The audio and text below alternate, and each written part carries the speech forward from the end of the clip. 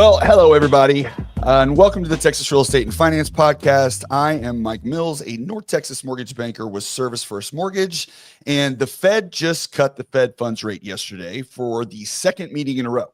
Now, that doesn't directly move mortgage rates since they're tied to mortgage-backed securities, and in fact, mortgage rates actually rose yesterday, but that is going to be a topic for another day. What it does signal is a continued shift towards looser monetary policy and a path towards cheaper borrowing costs that are ahead.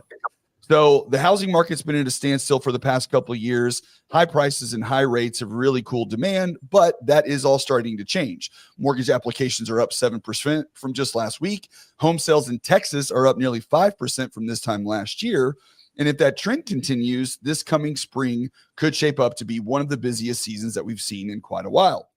So if you're a realtor listening to this and wondering how to position yourself for success, one key question might be, am I in the right place or in the right structure to succeed? And that's exactly what we're going to be diving in today. So joining me today is Lauren Kerschen, residential realtor and team lead at ARC Realty and DFW. And in just 5 years, Lauren has built an impressive career from a top producing solo agent and now as a successful team leader.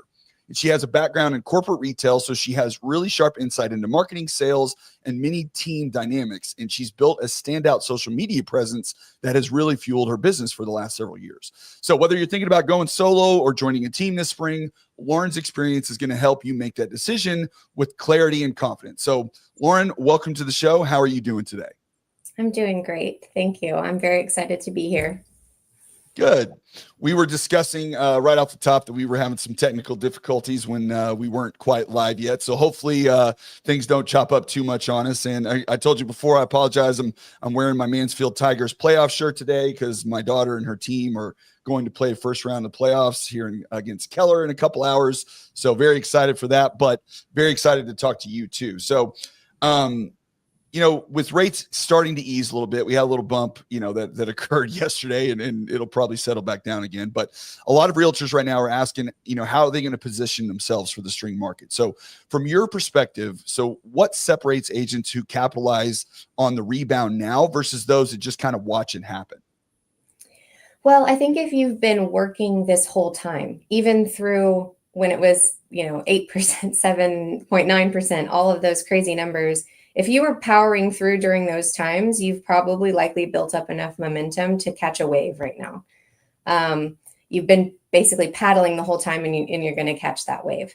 So I think if you haven't been and you have been sitting on the sidelines and waiting, finding a way to mobilize yourself with a group of agents that have been paddling and have been working through these challenges will accelerate that.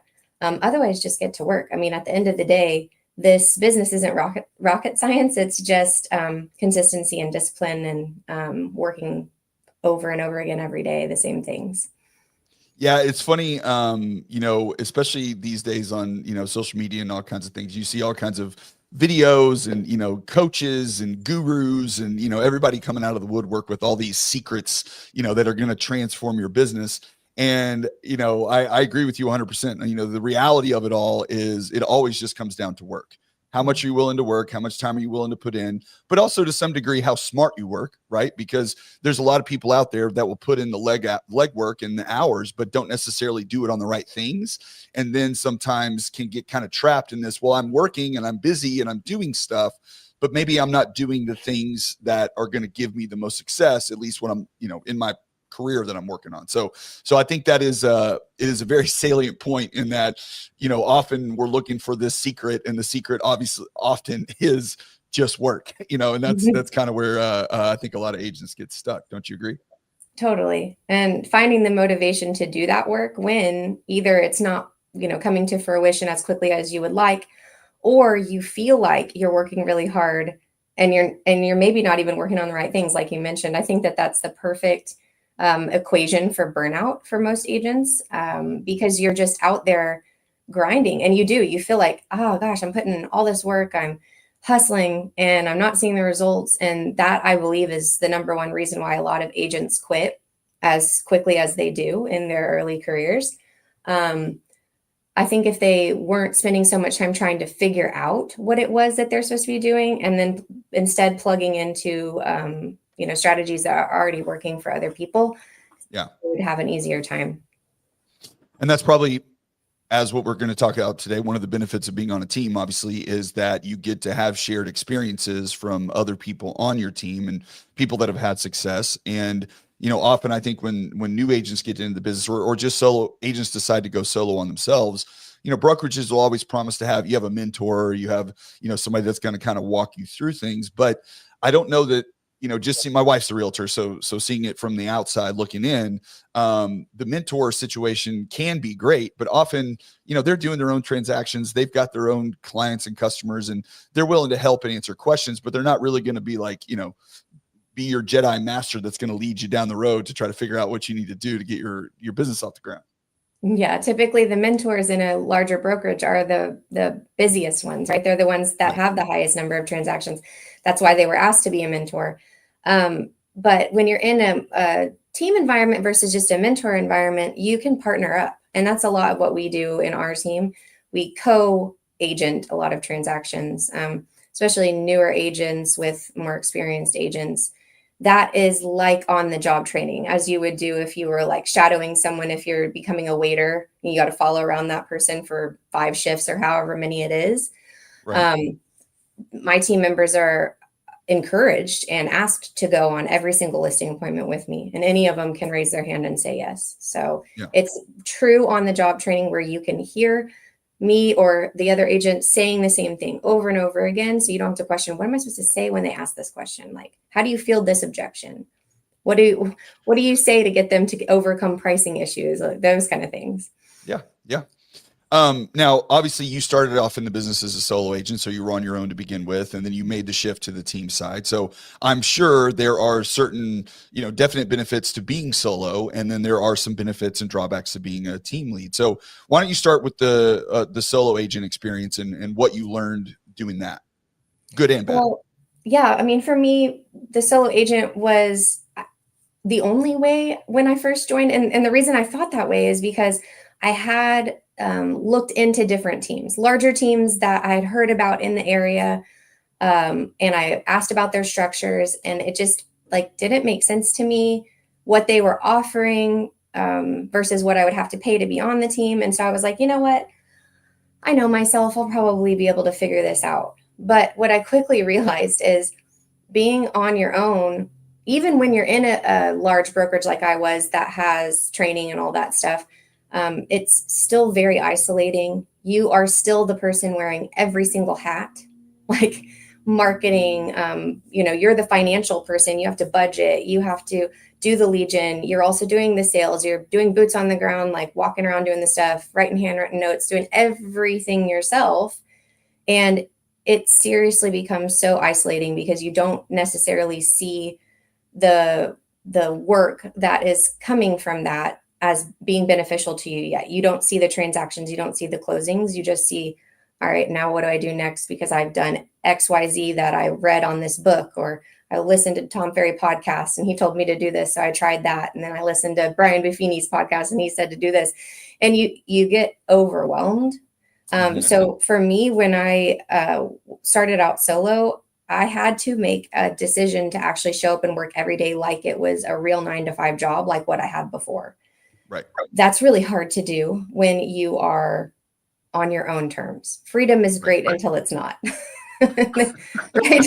You're like, I have to be completely self-motivated to show up and do this every day, and also try and figure out what it is I'm supposed to be doing at the same time. Yeah. It's tough. I mean, anytime I think for a period of time, becoming a realtor was very much it's a low barrier to entry job, right? You got to pass the tests. You have to, do a little studying, get your licensing done. But for the most part, if you just put a little effort forth, it's not a difficult thing to get.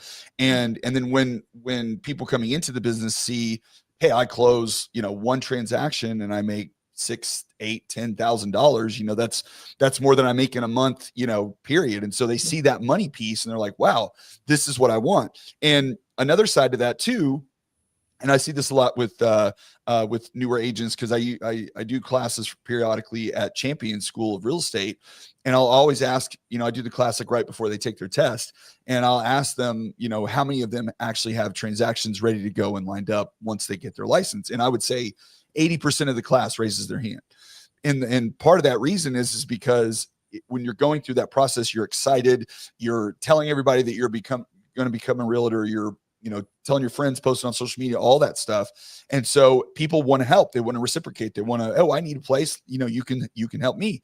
And they get through those 1 or 2 transactions, and then everything falls off a cliff. And they're like, oh my gosh, what do I do? And now I'm trying to figure this all out because I thought I had it. I thought I knew it, going into it because I already had deals. It was going to be easy. No big deal. And now they go 2 or 3 months and they don't have a buyer or seller, and they're freaking out because you are running your own business. You're not just working for a brokerage. You just happen to hold your license with somebody, but it's still your business that you're in charge of. Mm-hmm. One of the big hurdles for people that go from doing their own thing or to a solo agent or vice versa, or excuse me, doing their own thing to a team or leaving a team and going solo is the money, right? Mm-hmm. It's always about the money. It's about the splits and how much am I paying and all this stuff. So when you made the decision to either join a team or start doing the team thing, how did you overcome that in your mind of, okay, I'm going to make a trade for a bigger commission per transaction for, more transactions, whatever the case may be? What was it that kind of helped you get over that hump? Well, I went from solo agent to starting a team. So I never joined a team, but I had a lot of friends who were on teams. I knew a lot of team leaders. I knew them also through the Tom Ferry organization. So across the nation, I knew a lot of team leaders and was able to talk to them a lot about how they run their structure. The one thing that I knew for sure I didn't want to bring into my team was the feeling that it was my team and it was about me. Like, I didn't name it the Lauren Kerschen team on purpose because I think one of the reasons why agents don't want to join a team is because they don't want to be in somebody else's shadow. They want to be able to build their own brand. And I think as far as the commission and the splits go, what a lot of agents don't realize, and what I didn't realize also, is if you join a small team that's maybe not tied to a major brokerage, the splits are probably really similar to what you would be getting at another brokerage. So I'm not talking about like the internet brokers who you don't actually have like a person to talk to or an office to go to. Those are not what I'm talking about. I'm talking about the brokerages that have offices, that have mentor programs, have training programs, all that stuff. Those splits when you're starting out as a new agent are typically 60-40, maybe 70-30 if you get a really good deal. In rare occasions, 80-20. And if you sit down and you talk to a team, you might find that that is also the case. Those brokerages are not going to give you any leads. So your 60-40, 70-30, 80-20 on your own personal things that you bring to the table, that's also what teams offer. The only difference, and there are some teams that are pure 50-50. Don't get me wrong. I know that exists. But I'm just using what I know about the teams that I work with through Tom Ferry and my team specifically.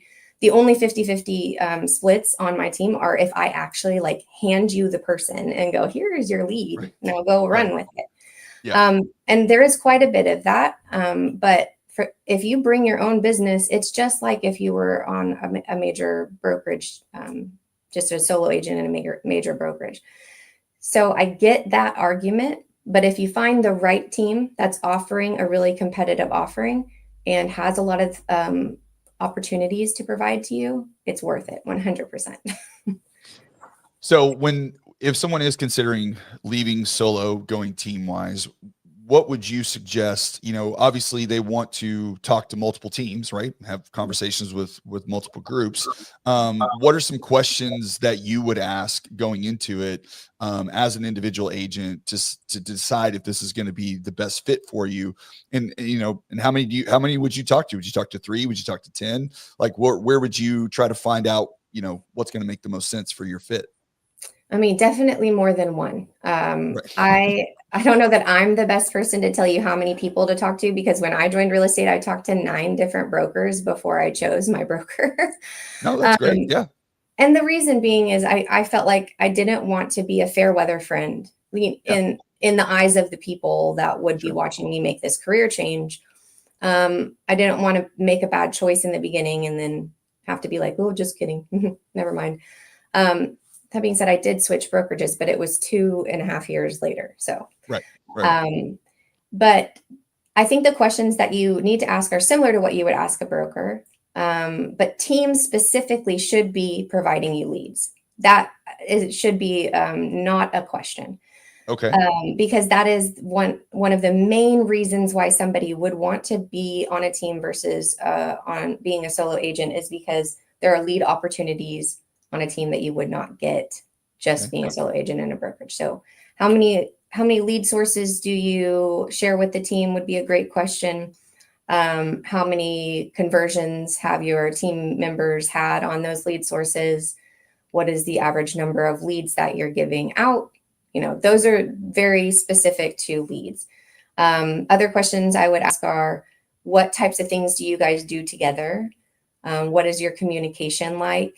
I think, part of the benefit of a team is honestly just the momentum that you get from watching the other people do the work also with you. Yeah. Not everybody is doing the same thing at the same time. We all have different pillars of lead generation that we're working on because it's whatever works for you.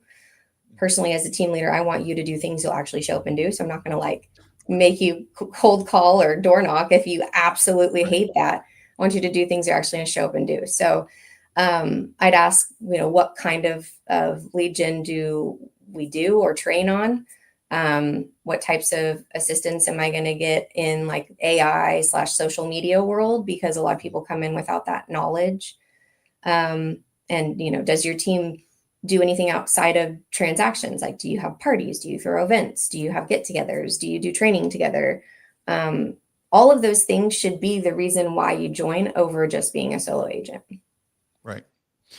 On the leads thing, because that was something I was going to ask you, but since you brought it up, I think that a lot of brokerages, teams, et cetera, they all, in many places, because it happens in my business too, they promise leads. Oh, we have leads. We have these leads. We have these leads. And then when you get there, either it's not true, or they do have leads, but they're not great. Or they're saying, well, the leads come from your database because we work off your database. And then you're like, well, I don't have a database really, or I do, but it's a spreadsheet with 20 names on it. Is that going to, so getting into that part of it a little bit, where are you seeing, because, these days, obviously agents used to get leads from Zillow all the time. That's still there. It's changed a little bit on how they do it. And now with Zillow partnering with ChatGPT and those two things being integrated, there's a whole other side of things that are happening there. Mm-hmm. So where are you seeing as far as the actual leads? Because, most agents, when I ask them the question, how do you get business? The 99% of the answers are, I work my sphere. That's relationships. I work my sphere. Yeah. Very few agents will ever say they work leads. And the ones that do usually don't work leads very well, because as you said, what's the conversion rate? It's like the Zillow leads were great. You would get 100, but you would convert one, maybe. And so now part of it's your system and how you work and all, there's a lot that goes into it, but talk about that a little bit with the leads. Where are you seeing these days running a team where you're getting the best leads from? Where are you focusing your time and energy to make that happen? So I run ads. I run ads on Google for if someone types in 3-bedroom, 2-bathroom house in Arlington, a dedicated search landing page will pop up, and it will have our website name, which is dfwsfinestrealestate.com, and it'll say, see all available houses for sale, 3-bedroom, 2-bathroom, Arlington, Texas. And then they click on it, comes to the website that we have, and they enter their information. Their phone number is their password. It's all very simple to create the account and get to look at the houses. The website looks like Zillow. So it's no different than what they would experience if they scrolled down a little bit further on the Google and picked the next option, which would probably be Zillow, right? Right. The other thing I pay for is YouTube ads. So I have 7 or 8 different versions of a seller lead capture ad running on Google, YouTube, but also Google. It's the same. And we throw about $50 to $100 a day into those ads. And those are very high intent seller leads. They are responding to a seller guide that I'm offering to help them maximize the sale price of their home. Right. So that's a huge source for us. And then we also use, I think these aren't as standard because they cost money, but like My Agent Finder and UpNest through Realtor.com, those do have a fee that you pay every single month. So a lot of agents don't use them because of that reason, but they have a lower referral fee. So we utilize those as well. These are all things that I pay for, by the way, for the team. So when you're thinking about these getting leads and not necessarily having a large database or a large sphere yet, a lot of the free lead sources like OpCity and HomeLight don't do a lot for newer agents. OpCity, just because it's mostly rentals, HomeLight specifically feeds off of your personal production. So you're a brand new agent and you're like, why have I never gotten a HomeLight lead? Oh, duh, because I have no transactions. So Right. they have no idea who to send you because you have no closed transactions in those cities. So Right. until you have those closed transactions, they don't send you the leads. Anyways, long story short is you likely don't have that money when you first start out as a new agent to pay for the lead sources. And so that's another benefit of being on a team because they are paying for those lead sources. Right. But all that to say, don't get me wrong, your sphere and your referral business should be like 75 to 80% of your business eventually. Yeah. It won't be Yeah. in the beginning at all. And that's not because you don't have a sphere. That's because your sphere is waiting and watching in the wings to see if this is a real job that you're going to actually do and Good like point. show that you can do it and show Yeah. success in it before they, one, muddy the waters of your relationship with that financial transaction, and two, entrust you with such a large financial transaction in their life. Yeah. So I always encourage my team to work their sphere and to nurture their sphere, but understand that they're not going to be typically working very many sphere leads in the very beginning of their transaction. And you need the lead sources in the beginning of your career to give you that trajectory and runway and that proof of concept that your sphere is waiting for. Yeah.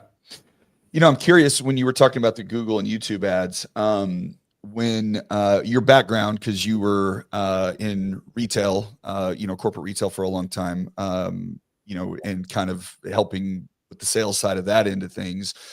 Did you gain a lot of knowledge on just general online advertising and stuff inside of that environment on what to do for your real estate career? Or is this something that you went through coaching to learn, or you just figured it out through trial and error, which is what a lot of people do? Like, how did you dial in that process? Because I think a lot of people have tried those things before, but haven't had a ton of success with it, or felt like they spent money and didn't get their return. What have you found how did you learn how to do that in a way that you felt was effective? Well, I was in supply chain, not marketing when I was in Okay. corporate retail. Sorry, But I have a marketing degrry Okay. that's probably why that was confusing. But so I was a logistics strategist, basically was what I did. But no, I actually take the approach of like what the president takes, which is I know what I don't know. And Right. therefore I'm going to find the people that do know it and bring them into my circle. And I'll call them czar of YouTube or whatever. I'm just kidding. Right. But Right. yeah, I mean, I understand that that's not even if I watched a YouTube video to figure it out, which anybody could, I know I still probably wouldn't be doing it as well as the people who do it for their job. Yes. And so for the YouTube specifically, I have a company that I work with that they run the ads for me. They also helped me develop the ads. I filmed the ads, plural, but they run them. They do all the they look and see which ones are performing, which ones are not. They send them out in different orders and all this stuff. And then the Google pay-per-click ads, that is run by my CRM/website. So I got an all-in-one CRM website solution with verified contact information. And I was like, let's run with that. That works. Right. Well, yeah, I mean, it kind of goes along the lines of what you were saying earlier too, because I love this philosophy as well. Is when you bring in new agents and you, let's say you ran your business on door knocking, whatever, and you're like, everybody's going to door knock, and somebody shows up and says, I am terrified of going to someone's house. I don't want to knock on their door. I don't want to do this. Well, you could take one approach and say, well, this is how we do it, and that's what you're going to do. but you're also going to set that person up for complete failure. Yeah. Or you can figure out what they like to do and what they're good at and try to enhance that and build upon that. And that's kind of the same idea. What you're talking about is, could you learn the most effective way to run Google ads? Could you learn the most effective way to run YouTube ads? Yes, you probably could. It would take time. It would take effort. It would take trial and error. Or you could cut to the front of the line and pay someone that does it really well and then generate the business, because your time is better spent dealing with real estate transactions, not learning how to run Google ads, right? Yeah, 100%. That's exactly how I feel. Yeah. And it's the same, even if you are a solo agent. What I did in the very beginning was I had already set myself up for knowing that I probably wouldn't have any transactions in the first year. Like, I know that some people do, they jump out the gate and they do. And I did, but I also got my license in 2021. So let's be realistic here. Hey, at least you have perspective on that. There's a lot of people that don't understand. They're like, best year ever. You're like, oh. Yeah. Right. But so I had already budgeted in a way that I knew I wasn't going to have that money coming in. So when I did get those transactions in the beginning, I put a lot of it back into my business. Right. Specifically doing exactly what you're talking about, getting help doing the things either I hated doing, which that list is quite long, and getting help with things I just knew I wouldn't know how to do or I wouldn't be very good at. Right. And that is probably a really important thing for solo agents to hear, because you really do try to do it all in the beginning. You really try to be the everyman, and that's how you get burned out so fast. Yeah. When you're trying to, because it's that whole thing of you're cutting off your nose to spite your face a little bit, and that you're saving money, or I guess a better analogy would be or a saying would be the penny wise pound foolish, right? Where you're trying to save money in this place because you don't want to spend it. But if you really examined where your activities and time were best spent and the money most appropriated to, generating leads would definitely probably be one of those things. You know what I mean? Like, it'd definitely be a place that you would want to land. So it seems sometimes, because we're trying to save a penny here, because we want to earn as many commissions or as much of our commission as we can. So we don't want to leave and join a team for that reason, because we're trying to save our money there. And then we don't want to spend money on Facebook ads or YouTube ads or whatever, because we're trying to save money there. And then we save ourselves into irrelevance because we have no way to get ourselves out there and actually, make money. Yeah, that's exactly. It's a perfect example for the whole commission discussion, because yes, you can find 100% commission brokerages. 100%, but you can find brokerages that offer very, very high splits, meaning you get 95 or more %, and they do exist. But the opportunity is all on your shoulders. Every single thing is all on your shoulders.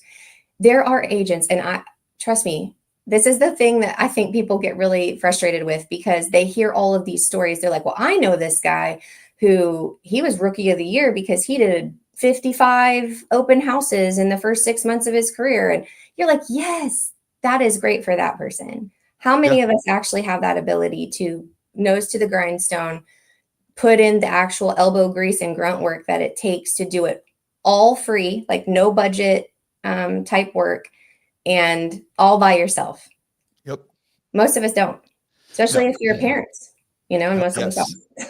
Yes. Well, and because a lot of agents, not all of them, but a lot of them get into becoming a realtor because of the flexibility of their schedule, because they have a family and the kids. And I mean, that's why my wife did it, because at the time we had 2 young kids that we wanted to be a part of their lives as much as possible. And so that afforded her the ability to go to all the baseball games and all the volleyball games and all the football games and all the UIL competitions and all the things. Right. So, then if you're saying, okay, well, I can grind it out and go to open houses every weekend, great. Like, that works for some people, but for most it doesn't, especially if you have all those other desires, because the weekends get really busy. You can make time to go show a house, and you can make time to go do this, but open house is a 3, 4, 5 hour commitment sometimes on the weekend. So, Saturday and Sunday to do that over again. And it's not for everybody. It doesn't mean you can't have success. It just means you, like you said in the beginning, you got to kind of find your lane and know what you're good at and stick to that thing. I noticed, and I want you to talk a little bit about this as far as like how the two interrelate, because when you look at leads, right, you say, okay, people call in, these are strangers, these aren't my sphere, these are people coming in looking at me, I reach out to them, we talk, whatever. Well, everybody knows that part. And I think everybody knows the second part, but it gets left out a lot, which is if I'm a person that's never met you before and I reach out to you about a listing or I'm thinking about buying a house, we talk on the phone and maybe even before that, but definitely after I hang up with you, what's the first thing I'm going to go do? You as the person who called me? Me as the person speaking to you, a complete stranger. Most likely Google. Correct. You're going to a social platform of Yeah. some kind, a search engine, and you're looking for this person to figure out who they are.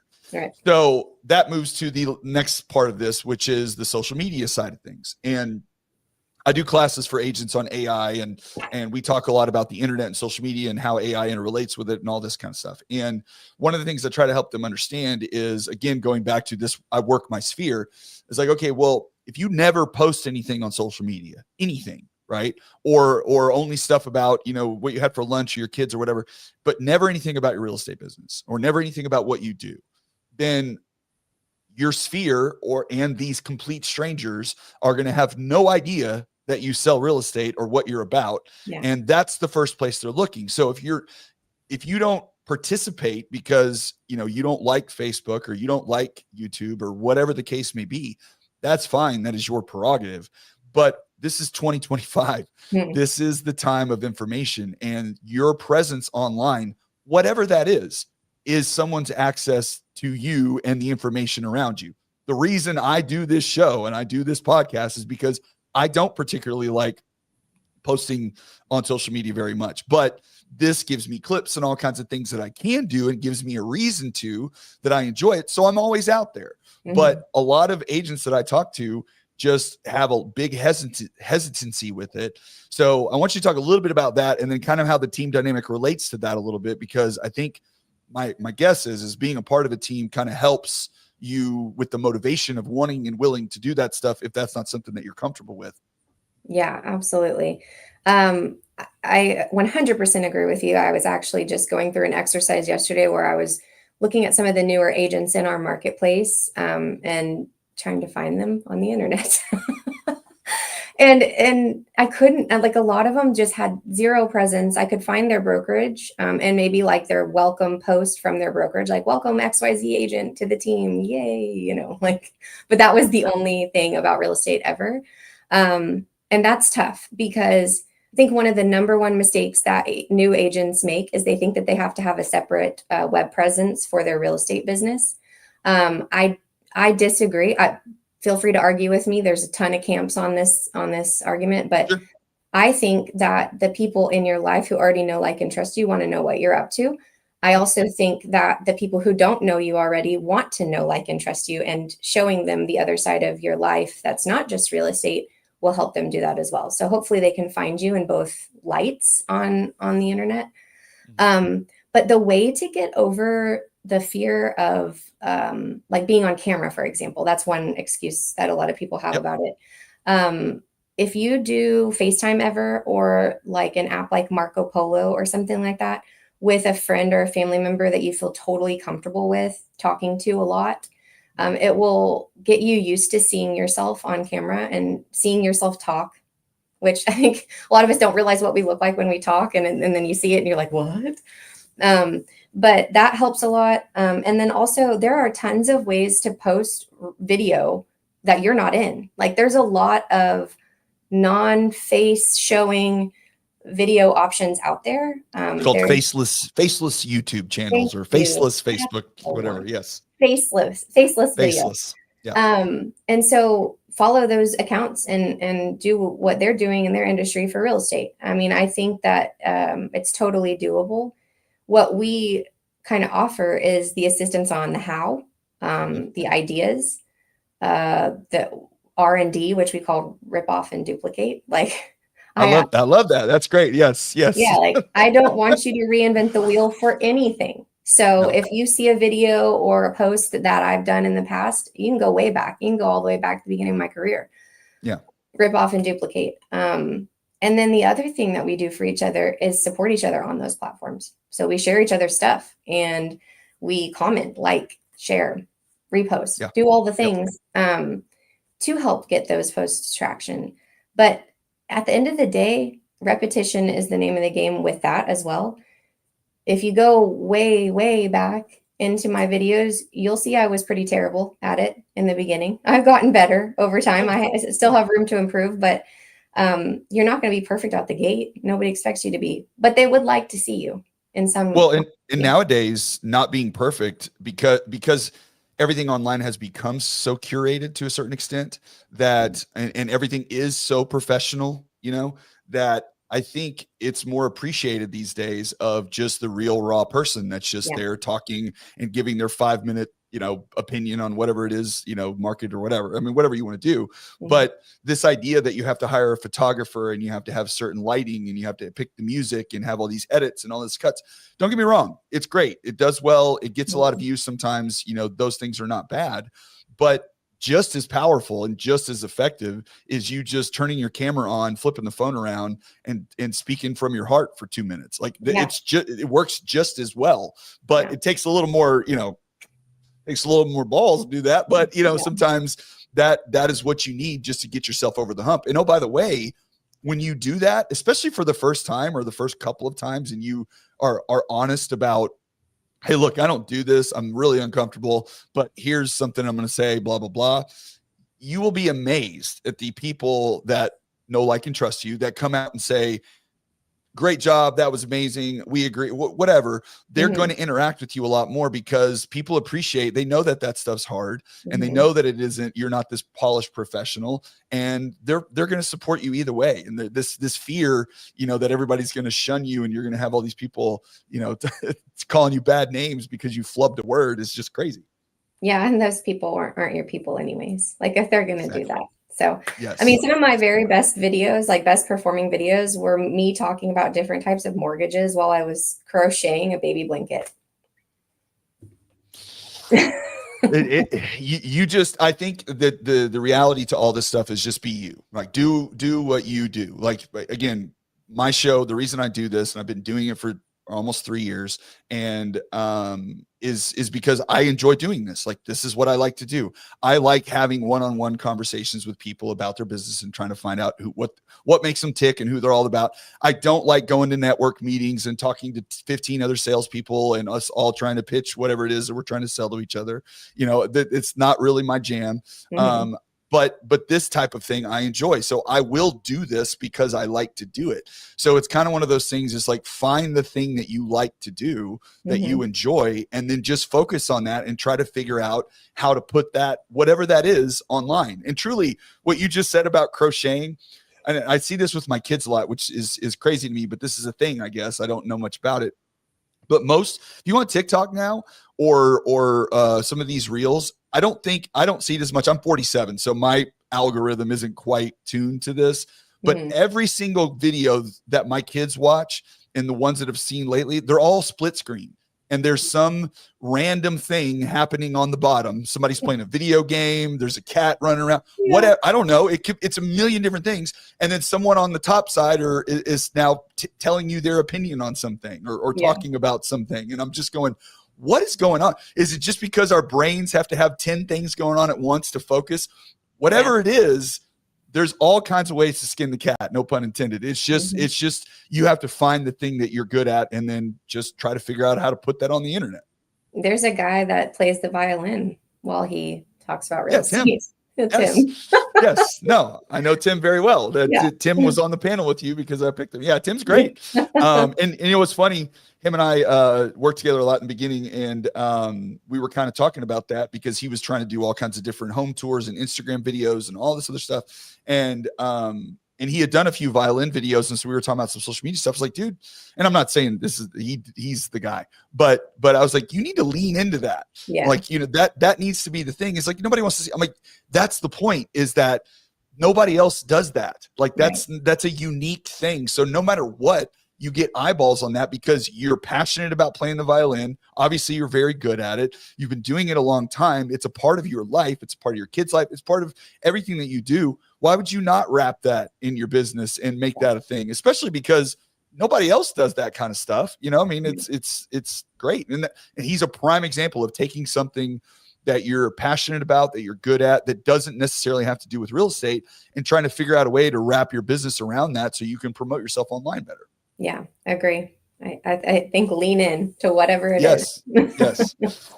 So don't be a secret agent, basically. Yeah. So I have a question too about your experience in, as you called it, logistics with these retail companies, because another thing that I'm personally a big believer in, and I'm sure you probably are too, is processes and systems, right? Because everybody goes into a business of any kind and thinks, okay, I'm going to do this, I'm going to do that, I'm going to do this, I'm going to do that. And then you look up and you're 6 months, 12 months, however long into it, and you've only accomplished maybe 10% of all those things that you set out to do. And often I think it's not because of lack of desire or lack of will necessarily, but it's more about, I don't know what to do, or I don't have a system in place that ensures that I accomplish this thing that I'm trying to do on a consistent basis, whether it be adding to your database or following up with leads or posting social media content or whatever it is, right? Mm-hmm. And so being a part of a team and what you've put together, what do you think are some key, processes and systems with your experience in logistics, because what that is, Mm-hmm. what has carried over for you to kind of put importance on those kind of things? Well, I think the biggest thing that I've realized is you've got to have small chunks of things that you're doing on a consistent basis versus trying to do them all at once.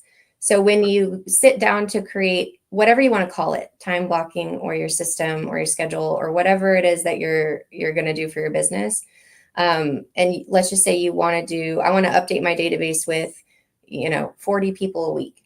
Chunk that out into smaller groups. It doesn't have to be every single day, but like for social media, for example, I used to batch create. I would do it all on Wednesdays in my house, and I would just change my shirt, shoot a new video, change my shirt, shoot a new video. Yep. Now I can't do it that way because of my schedule. So whatever fits for your schedule, but what you track and measure is what you will succeed at. So you have to have a plan that you can hold yourself accountable to. That is the piece of it that if you're not good at that part, right? If you're not good at coming up the plan or holding yourself accountable, is another benefit of a team, because they likely have those checklists and systems in place already.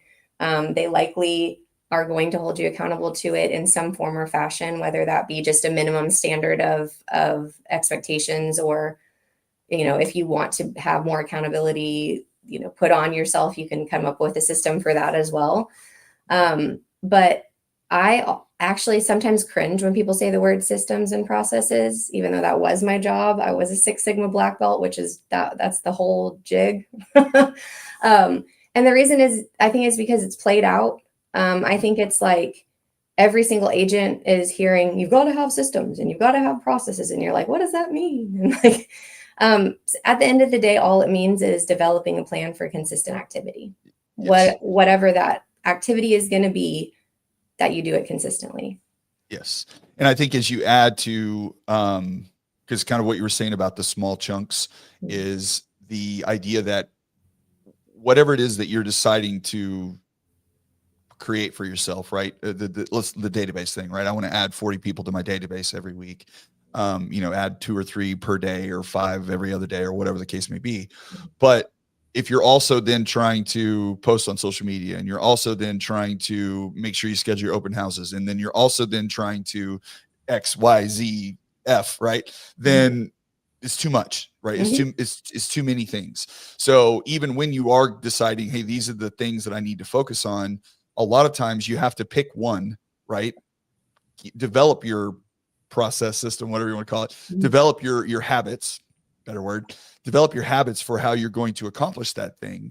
And then once you feel like that's kind of running on autopilot, whatever that may be, because you do it all the time and you're consistent with it, or because you figured out how you want to do it and you hired someone to do it for you, or whatever the case may be, then you can move on to the next thing. But when you try to be great at 7 things at once, you're kind of really mediocre at all those, if not bad. Yeah, I use my husband as the example in this, and I'm pretty sure he hates it, but I'm going to do it again anyways. But like he's the quintessential, I got to make changes. So starting tomorrow, I'm going to wake up every morning at 5 and I'm going to only eat meat and I'm going to work out 5 times a week. And then he's got this whole list of things that he's going to completely 180 overnight.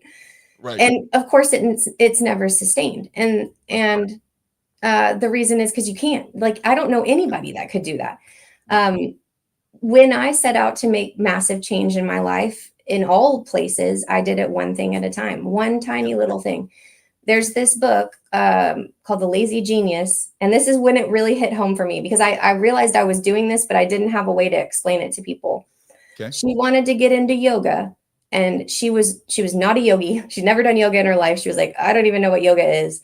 So she spent every single day for like 5 to 10 minutes just doing downward dog, until she got to a place where she felt like, my downward dog is good. I'm holding this position. My heels are touching the ground. I have downward dog. I can do it. Then she moved on to the next pose or whatever. Right. That is exactly what you're talking about. That's exactly what I preach to myself and to my team is pick one. The shiny objects are abundant in real estate. There's so many things you can do. There's so many strategies. There's so many paths to the same, achieving the same thing. Pick which one excites you the most and do that one. And if you need to get help on that one, get help, and then figure out how you can run it really smoothly, like you said, till it's second nature. Hand off if you need to hand off, or just let it run and then add the next thing later. Yeah. Well, I probably fall in the category of your husband. I'm very much that way as well, where I always have 100 different things I'm planning on doing. Very few of them actually ever come to fruition, but I also know that about myself. So I'm in recovery on it. Let's just put it that way. Yeah. Mm-hmm. But you have to be aware of yourself. And also too, on the same note, like, I think people are very hard on themselves sometimes, maybe not outwardly, but certainly inwardly, in that you have all this, kind of negative self-talk a little bit of like, oh, I'm terrible at this. Or again, you're not saying that outside, but you're saying that inside your brain, Mm-hmm. which is what matters more than anything. And you try and want to do something, and then you fall off, right? You don't accomplish that thing, or you miss a week or whatever. And then you have all these negative thoughts in your brain, and they're like, okay, well, I'm just not good at this. I need to start over again. And it's like, look, what you miss when you look at people that have success in this type of stuff is all the times that they have fallen down and they have failed and they have not followed through on what they were trying to accomplish. Yeah. And then also all the times that they got back up and kept going, because everybody does it. Everybody. Whether you're a solo agent or you're on team or you're a mortgage guy or you whatever, like, everybody, it happens to everyone. And you have to know that, even though what you see online, what you see on social media is everybody having great success. And I've closed all these deals, and I'm D Magazine, and I'm this, and I'm Real Producer, and all these things. And so you were sitting there going, that's not me. I'm terrible. Like, you're looking at the fantasy world. Okay. You gotta focus on what you can control and who you are, and don't judge yourself against others, because if you want to truly have success, narrowing your focus down into one of those things that you talked about and just being really good at that is the quickest and fastest path to get there. But you're going to fall down and you're going to fail at it a few times before you really starts to take off. And that takes a little bit of time to kind of come over that hump. Don't you think? 100%. There is no such thing as an overnight success. And honestly, what you miss, like you said, is the 10,000 hours that it took to get there. Now, I am curious about your experience, because I think my guess is, because I know a lot of realtors, that when you tell somebody, I've been in the business for 5 years, they're like, oh, well, I've been doing this for 25 years. What could you possibly teach me? Right. Yeah. But I don't believe that, by the way, because I've met a lot of people that are, if you're really good at just doing work, you're really good at doing work, whatever industry you're in, doesn't matter how long you've been in there. So what have you found, the kind of general sense that you get, especially when you're recruiting agents to your team, on how many years you've been in the business and all that kind of stuff? And then what do you say to that kind of thing? I mean, it almost never comes up in the conversation, because I don't think that they look at me and think, well, she's a noob, Right. I have agents on my team. I have multiple agents on my team who have been agents longer than I have. And that's just because they're craving the to get out of the isolation, to find momentum with the community, and to build the business off the backs of people who are doing it every single day. It's there. I wonder sometimes if agents who have been in the business for a long time think, well, I don't need to join a team. I've been doing this forever. Well, maybe it's not working for you anymore. Maybe like new ideas would help. But I think there's so much of that, like people looking at your license number and going, oh, what does she know? Or what does he know? That doesn't really matter as much, because it's all about being a practitioner. So if you're out there doing it, or you're out there shadowing, or you're out there learning in some form or fashion, you're getting that experience. If you've had your license for 7 years, but you've only total career done 15 transactions, where were the boots on the ground? Yep. So I don't think time in the business matters, just like timing the market doesn't matter. Time in, whatever. But no, I think it could be a deterrent for some agents thinking they don't need to because they've been in the business for a long time. But teams are not just for new agents. Let me just put it that way. Right. Yeah. You can, well, also, by the way, you gain someone else's perspective, a different perspective, a newer perspective on a business that's been around for a very long time.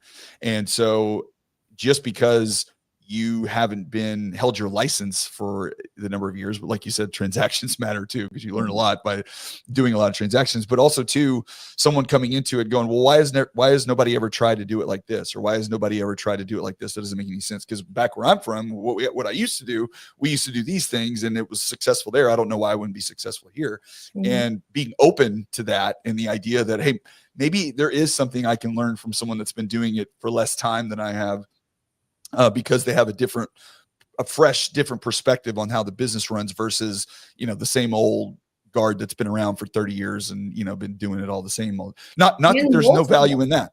And multiple people's perspective. It's not just who you choose as your team leader, but one of the best things that happens in this room is the amazing ideas that come from every single person during our team meetings. It's like, it doesn't matter how long they've been in the business. Sometimes I'm like, gosh, darn it, that is a great idea.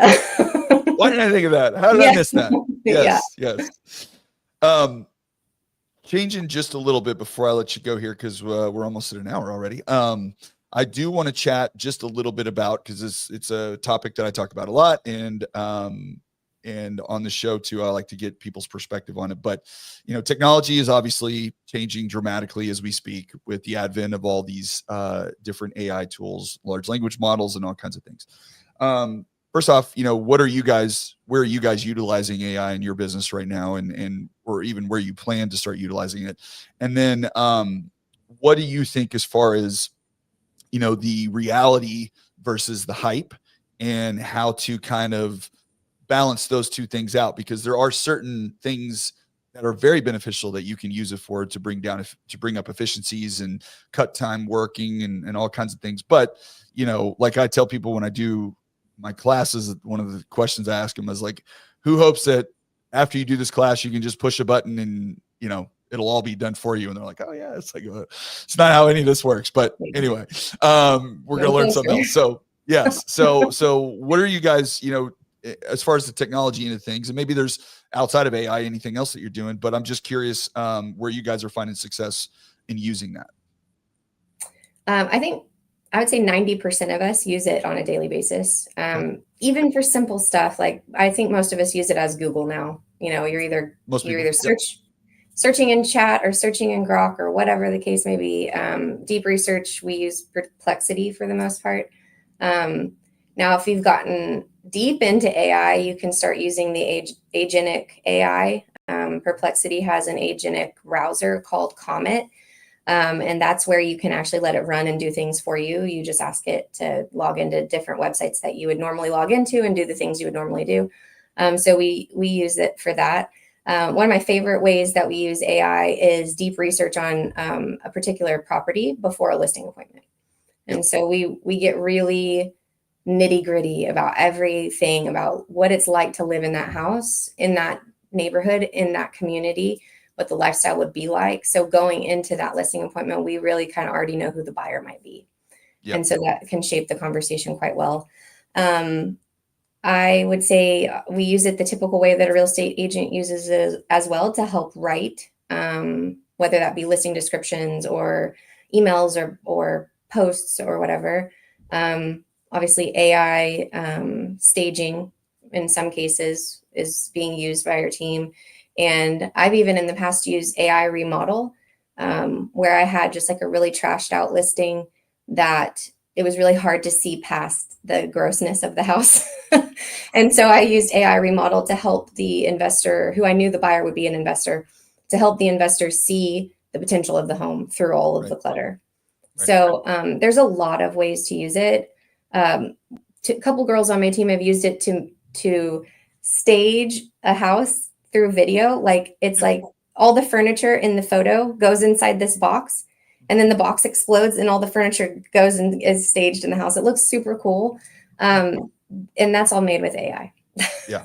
Yeah. Well, the deep research thing, I don't think enough people actually use it for that. And especially these days, I think it is incredibly effective in the sense that if you're getting a listing, right, and it's getting a little better, but I think generally speaking, it's still pretty difficult when you go sit down with a seller and, they paid whatever for their house and they know that their neighbors sold their house 3 years ago for X amount of dollars. So you walk in and you're like, these people are thinking their house is worth $650,000, and you're checking the comps and you're realizing where things, have been in the market for the last 2 years. You're like, man, we might be lucky to get 575 out of this, based on where it is. That's a very hard conversation to have with somebody because, as this is their home. This is where they put all their money into. This is what do you mean it's not worth what I think it's worth? That's a hard conversation. And I think most agents or a lot of agents will shy away from that and they'll go with the whole, well, okay, we'll just list it at what you think. And then we can come down, which we all know is a horrible trap, because when you do actually get down to what the house is maybe worth, then you end up taking less because the house has been reduced in price 5 times and nobody's seeing it and all this other stuff. So if you do some of this deep research and you can actually put together a coherent, which they'll chat will help you with Perplexity, a very clear, hey, look, here's the target price we got to, right? And here's why. Here are these comps. Here's this neighborhood. Here's where this area has been selling. Here's the type of people that are buying in this area and where they're able to spend and what they're allowed to do, and all those things. And you can put together a really good, logical, clear, explanation, not just, well, this is what I think because I've been doing the business for 20 years. This is, I have reasons why it's here. Now, you may still lose 50% of the time as far as, what they want, but the easier and more clear you can give someone the reasoning behind where you're coming up with these values with this deep research, and then take that information and say, all right, now put this into a way I could explain it to, a 12-year-old. It's just all of that stuff leads to giving much better seller presentations when you're going in on these listings and being much more prepared, because if sellers are doing what they should do and talking to multiple people to see who's going to be best to list their home, the more prepared and the more data that you have walking in the door is going to set you apart from everybody else in most cases. Yeah. And that's what it really gives you leverage for. Like, I know everything about the history of the home, all the way down to like the likely builder, even if it's like a 1985 home and the builder's not been listed in MLS for the last 7 listings, you don't really know. For some reason, the internet knows and AI can mine it for you. But since we've been using, we call them property dossiers. It's a stupid word, but it's just sounds it's very, very high scale, very yes. The full report. Yes. And ever since we've been using them, we have our conversion on listing appointments, and like winning the listing appointment has just shot through the roof. The sellers are so impressed. You have so much more information to explain, like you said, the pricing and the differences between the properties and what really, tell the story, what really happened with your neighbor's house that you think sold for $450,000. You can't see the close price because Texas is a non-disclosure state and it was really $375,000, and they paid the buyer $15,000 at closing, and you can't see that either. It helps with all of those conversations, but it also really positions you as the knowledge broker and the neighborhood specialist, right? Yeah. If you know nothing about the neighborhood going into that appointment and they know everything, they're gonna be like, why would we hire this woman? We know more about our neighborhood than she does. Yeah. It gives you a big leg up. All right, before I let you go, one other thing I want to ask you, because you had said it earlier on. You'd mentioned something about, you didn't say this word, but that's the word, like vibes of the team, right? And there's a certain amount of, if you like, why do people go to church, right? People go to church for many reasons, but they're there for the community, right? They're there for the everybody else in their community that's there with the same goal, with the same purpose, feeling in the same way. Mhm. And a lot of times when you're by yourself, it's very difficult. We're social creatures. The worst thing you can do to a human being is not kill them, is to lock them in solitary confinement for the rest of their life, where they're still alive but they're around no other people, right? It makes people go crazy. Yeah.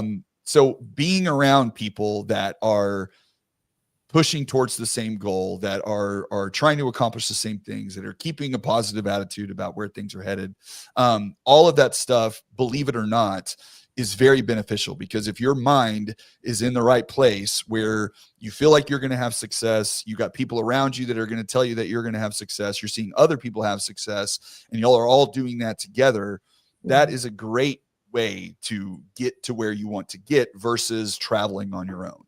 Yeah. So just to kind of wrap us up, tell me a little bit about, how you feel about that idea behind being in an environment with other people all pushing in the same direction, what impact that ultimately has on your job. One thing that I say sometimes is the only bad question is the one that you ask alone by yourself in the silence, Yes. right? So all the questions that you're trying to figure out on your own, the answer's right around the corner or right next door or in the group chat on text or whatever. That part of it alone, just having access to people who can help you and answer questions, huge, just huge. But the mindset side of it also extremely important, because if you've been watching this agent long enough, like I'm going to use Ashley for example, because she's been on the team for a long time.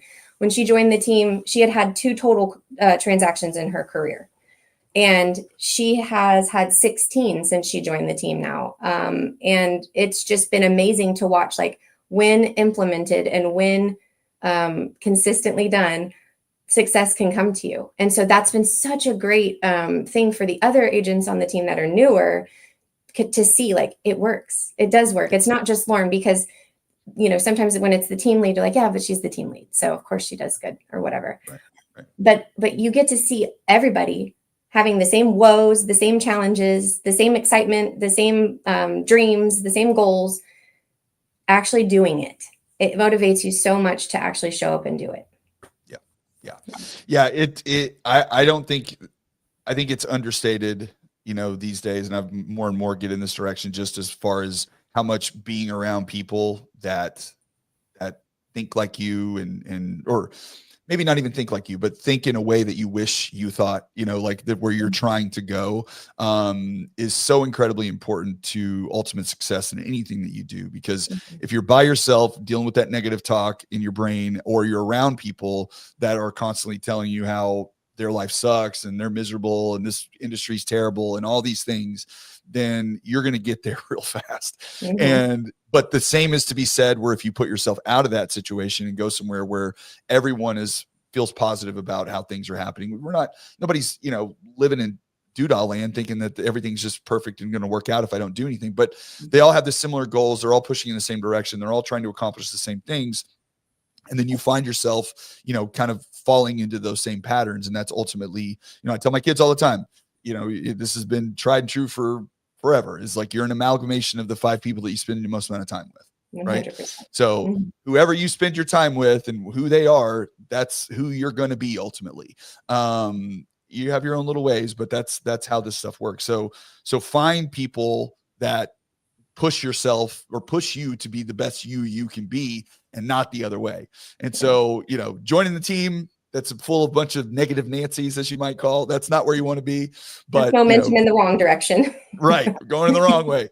But finding a team or a group that is going to challenge you and inspire you to be the best version of you that you can, not getting all woo and wah wah, but it's just how it works. Like that's just how things go. So, Lauren, I really appreciate your time. I know that you're a busy gal, and thank you for hopping on with me for a little bit and chatting about all this stuff. Before we go, if you had one thing that you could tell an agent that, hey, look, if you want to, be who you're trying to be for the rest of this year, focus on this thing, what would that be?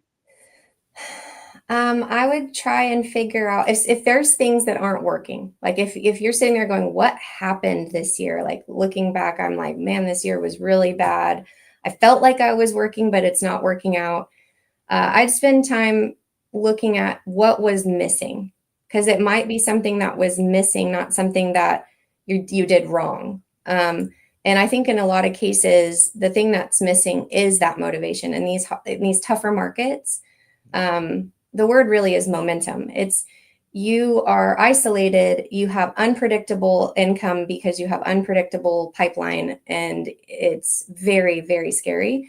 The momentum comes from when you start pushing the rock up the hill, and sometimes you need help doing that.